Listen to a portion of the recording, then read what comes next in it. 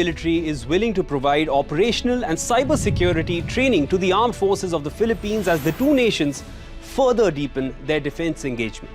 The BrahMos missile deal removed any doubt that India-Philippines ties are certainly on sturdy ground.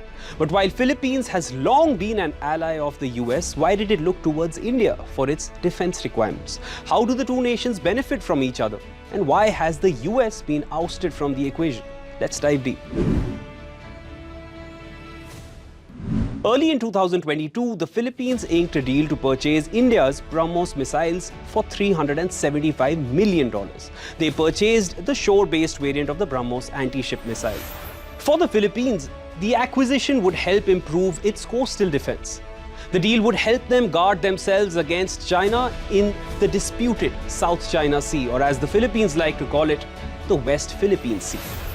For India, a nation which has been one of the biggest spenders on defense equipment, the BrahMos deal was a very significant defense export. It was also a crucial springboard for expanding India's defense exports to other key regional states, especially Vietnam and Indonesia. The Philippines is one of the oldest Asian partners of the United States. The two nations even share a mutual defense treaty since 1951, and Philippines has majorly relied on US military aid in the past. But anti-American voices gained momentum in the Philippines during former President Rodrigo Duterte's term. US was accused of having a carrot and stick policy towards the Philippines.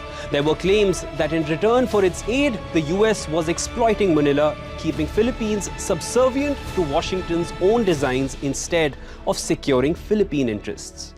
United States' inability to stop China from building its artificial islands undermined the Philippines' position in the South China Sea. The CIA allegedly helped in the escape of Michael Mering, an American treasure hunter, after he triggered an explosive device in his hotel room in Davao City and was being tried by Filipino forces. Other issues include Duterte's disdain for the American immigration system, America's criticism for the Philippines' war on drugs. One of Duterte's key domestic priorities was also seen as a mark of constant disrespect. With several factors in place, Duterte, after taking Filipino presidency in 2016, decided to drift from the US and look at other nations for military aid.